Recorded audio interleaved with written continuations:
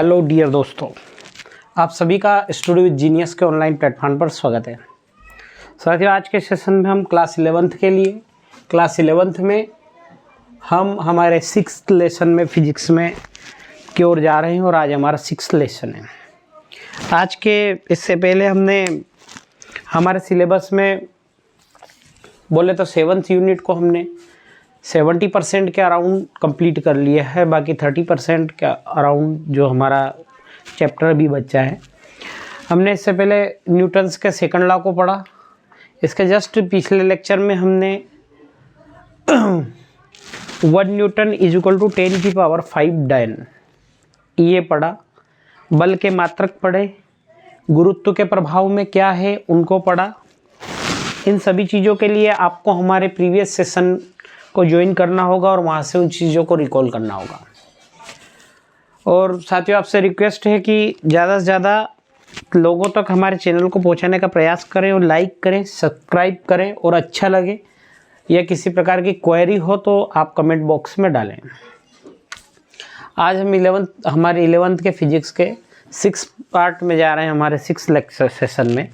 तो आज के सेशन का हमारा पहला प्रश्न ये है, लिखिएगा प्रश्न फर्स्ट। आज के सेशन का हमारा प्रश्न फर्स्ट ये रहा, यदि कोई वस्तु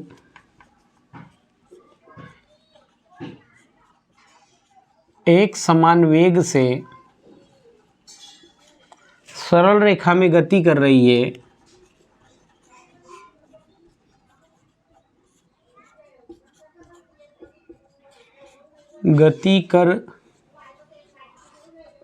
है तो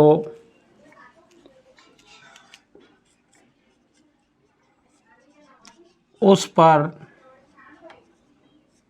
लगने वाला बाह्य बल शून्य होगा। हमारा आज का क्वेश्चन ये है कि जब कोई वस्तु किसी एक समान वेग से एक सरल रेखा में गति कर रही तो उस पर लगने वाला बाह्य बल कितना होगा, या सिद्ध कीजिए कि बाह्य बल शून्य होगा। इस तरह से किसी भी प्रकार से आपको क्वेश्चन आ सकता है। तो हम देखेंगे, हम उसको डिस्कशन करने से क्वेश्चन का आंसर डिस्कशन करने से पहले चीज़ समझते हैं।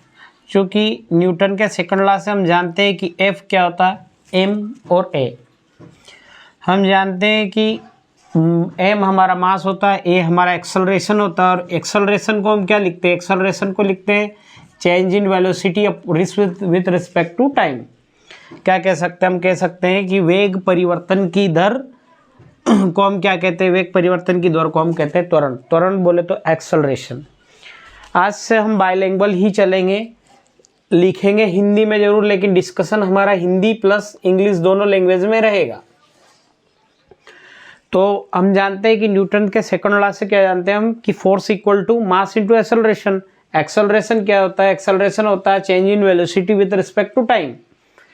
तो एग्जाम्पली हम लेते हैं कि कोई m द्रव्यमान का पिंड है और अगर वो v वेग से गति कर रहा है तो हमारे क्वेश्चन में दिया है एक समान वेग। कौन सा वेग, एक समान वेग है और एक सरल रेखा में वेग है। या आपको क्वेश्चन में सरल रेखा भी ना आए और एक समान वेग आ जाए तो भी ये लागू होगा। एक समान वेग है मतलब किसी वस्तु का इनिशियली वेग या प्रारंभिक वेग v है, तो हम क्या कहेंगे, हम कहेंगे कि जो उसका फाइनल वेग होगा, जो अंतिम वेग होगा वो भी कितना होगा, v होगा। क्योंकि क्वेश्चन हमारा कह ही रहा है कि इसमें वेग परिवर्तन नहीं हुआ, समान वेग। तो क्या होगा कि हमारा एक्सेलरेशन क्या होता है, एक्सेलरेशन होता है v initial minus v final with respect to time, जो भी उनके बीच में टाइम लगा हो।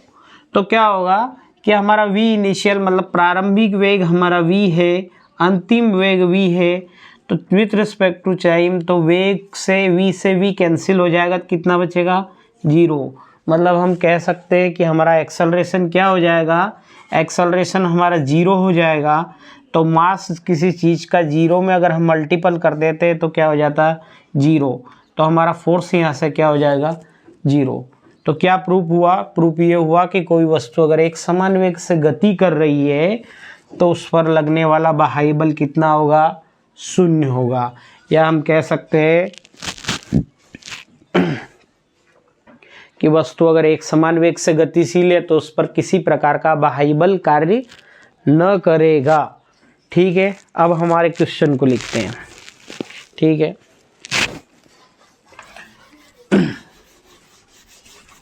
लिखिएगा क्वेश्चन का आंसर।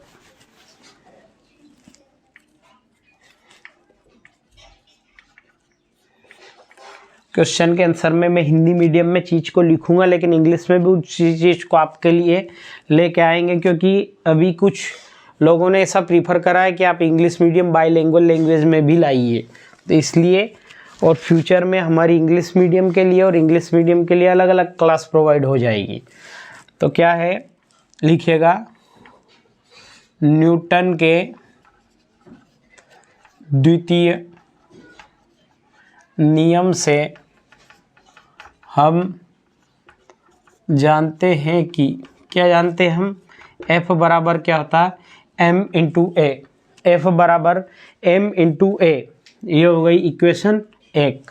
इंग्लिश मीडियम में इसे किसे लिखेंगे, we know that Newton second law.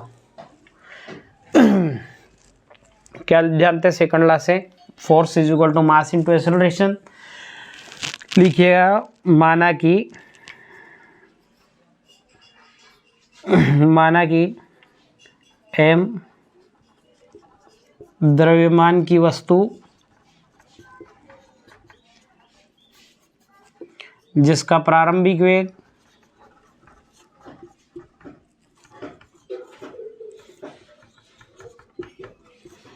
v तथा अंतिम वेग, क्या अंतिम वेग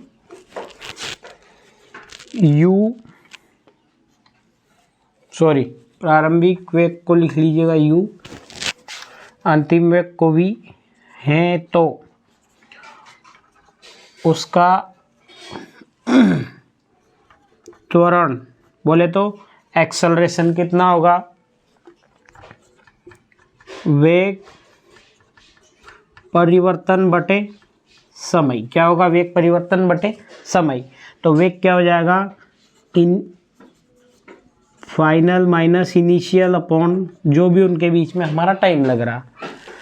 अब हम जानते हैं, क्या जानते हैं हम, प्रश्नानुसार क्या दे रखा है, वेग क्या है, वेग है समान। क्या है वेग, वेग समान है, means v equal to U हो गया। क्या हो गया, v और u बराबर है। v और u हमारे अगर बराबर है तो क्या हो जाएगा, acceleration a is equal to v minus v upon del T. तो क्या हो जाएगा, a इज इक्वल टू 0। क्या हो जाएगा, a is equal to 0, a is equal to 0 है। तो हम ये मिटा देते हैं, यहाँ लिखते हैं जब एक्सेलरेशन हमारा 0 है, त्वरण 0 हो गया, तो समीकरण 1 से क्या हो जाएगा, फोर्स बराबर 0, फोर्स बराबर 0 हो जाएगा। तो क्या सिद्ध हुआ, अतः सिद्ध हुआ कि, क्या सिद्ध हुआ, यदि वस्तु एक समान वेग से गति कर रही है तो उस पर लगने वाला बाह्य बल क्या होगा, बाह्य बल 0 होगा। क्या होगा, उस पर लगने वाला बाह्य बल 0 होगा। यहाँ से हमारा एक क्वेश्चन कंप्लीट होता है। अब आज के हम सेकंड पार्ट पे जाते हैं, सेकंड क्वेश्चन पे जाते हैं। सेकंड क्वेश्चन समझने से पहले हम सेकंड क्वेश्चन में एक चीज़ समझते हैं, और वो है हमारा आवेग। क्या है? आवेग, जिसे इंग्लिश में कहते हैं इम्पल्स। क्या कहते हैं? इम्पल्स। तो हमारे नेक्स्ट पार्ट पे आते हैं।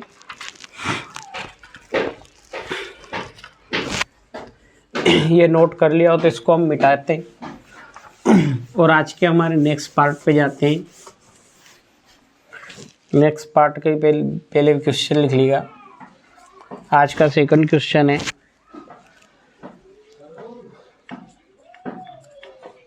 आवेग क्या है? साथ में क्या लिखेंगे? इसके मात्रक। साथ में क्या लिखेंगे? वीमी सूत्र। ठीक है। आवेग क्या है? आवेग साथियों किसी चीज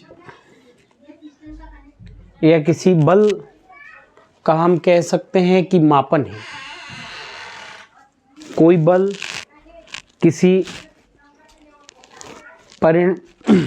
किसी भी चीज पर अगर कोई बल आरोपित होता है तो वो कितनी इंटेंसिटी से हुआ, उसकी इंटेंसिटी कितने समय के लिए रही, इसे हम क्या कहते हैं? इसे आवेग कहते हैं। आवेग क्या होता है? आवेग होता है force into time. Force into time. तो हम कह सकते हैं कि आवेग मतलब बल और समय के गुणनफल को क्या कहते हैं? इम्पल्स कहते हैं। क्या कहते हैं? इम्पल्स कहते हैं। इम्पल्स बोले तो आवेग। और इम्पल्स का नोटेशन जे से होता है। किससे होता है? जे से। और जे भी क्या है? जे भी एक सदिश राशि है।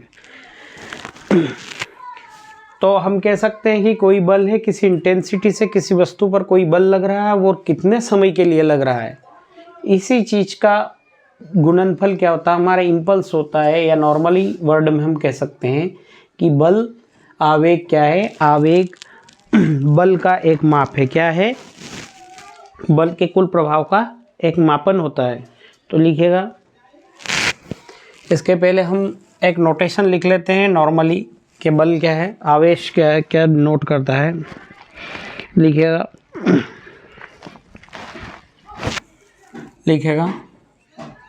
बल के कुल प्रभाव को आवेश के रूप में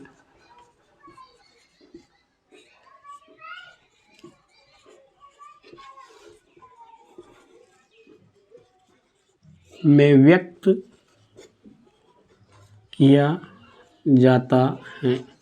क्या किया जाता है? बल के कुल प्रभाव को हम आवेश के रूप में व्यक्त करते हैं। आवेश क्या होता है? लिखिएगा, ऐसे लिखिएगा, आवेश इन्वर्टेड कॉमा स्टार्ट, बल व समय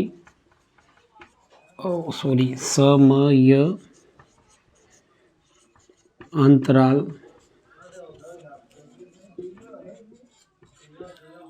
के गुणन फल को आवेग कहते हैं। क्या कहते हैं? बल और समय के गुणनफल को हम क्या कहते हैं? आवेग कहते हैं। आवेग को जे, कौन सा जे? कैपिटल जे से व्यक्त किया जाता है। और आवेग क्या है? आवेग सदिश राशि है। क्या है? आवेग सदिश राशि है। आप लोगों ने डेफिनेशन नोट कर ली हो।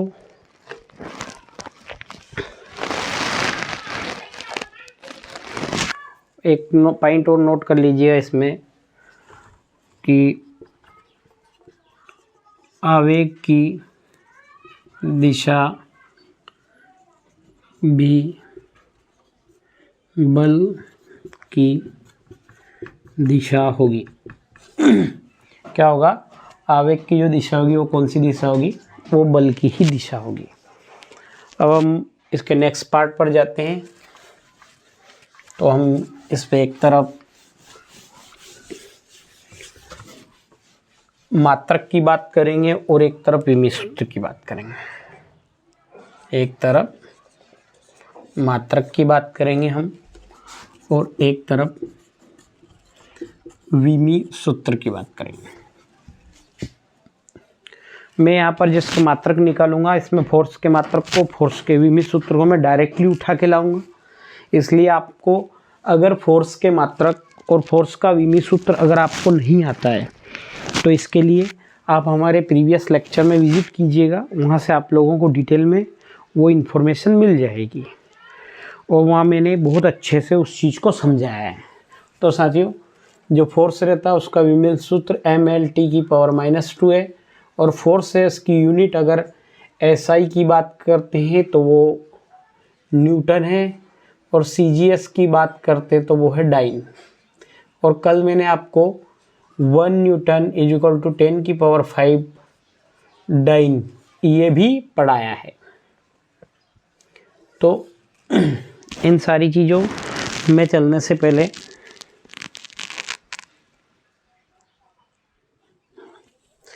ठीक है, अब हम इम्पल्स के मात्रक की बात करते हैं।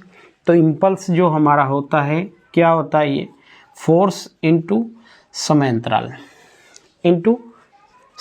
ये कह सकते हैं force into time, force into time. देखो फोर्स का क्या होता है? फोर्स का मात्रक होता है न्यूटन, SI की बात कर रहे हैं, और समांतराल होता है सेकंड। क्या होता है? सेकंड। तो हमारा इम्पल्स का SI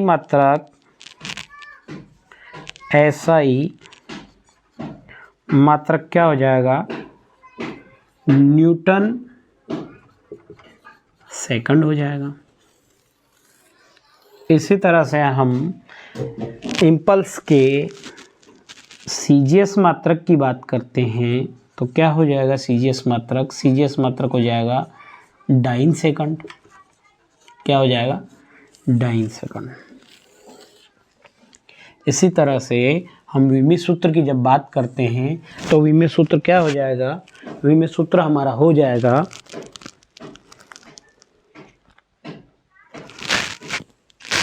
हमारा विमीय सूत्र क्या हो जाएगा? हमारा विमीय सूत्र हो जाएगा, देखो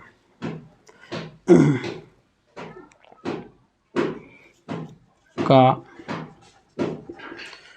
विमीय सूत्र क्या हो जाएगा? इसका विमीय सूत्र बल का विमीय सूत्र और इनटू समय का, तो बल का विमीय सूत्र क्या है? बल का विमीय सूत्र है विमीय सूत्र क्या है? mL/-2 और इसका हो जाएगा एक और t, तो t में से t चला जाएगा तो लिखेगा आवेग का विमीय सूत्र क्या हो जाएगा? आवेग का विमीय सूत्र हो जाएगा mL/-1। क्या हो जाएगा? mL/-1। साथियों, अब लोगों को अच्छे से क्लियर हो गया होगा। आशा करता हूँ कि आपको अच्छे से समझ में आए और आगे भी हमारी क्लास रेगुलर आने ही वाली है। क्लास 12th के भी फिजिक्स का स्टार्टिंग हो रहा है, बहुत जल्द ही स्टार्टिंग हो जाएगी। और आज के लिए इतना ही काफ़ी। नेक्स्ट लेक्चर में और हमारे सेशन को देखने के लिए आपको धन्यवाद। साथियों, ज़्यादा से ज़्यादा हो सकता है लाइक करें, शेयर करें, अपने दोस्तों में शेयर करें और मैं आशा करता हूँ आप लोगों से कि मिनिमम 100 के आसपास लाइक्स आने वाले 7 दिन में आप पहुँचा देंगे, सब्सक्राइब पर पहुँचा देंगे। धन्यवाद।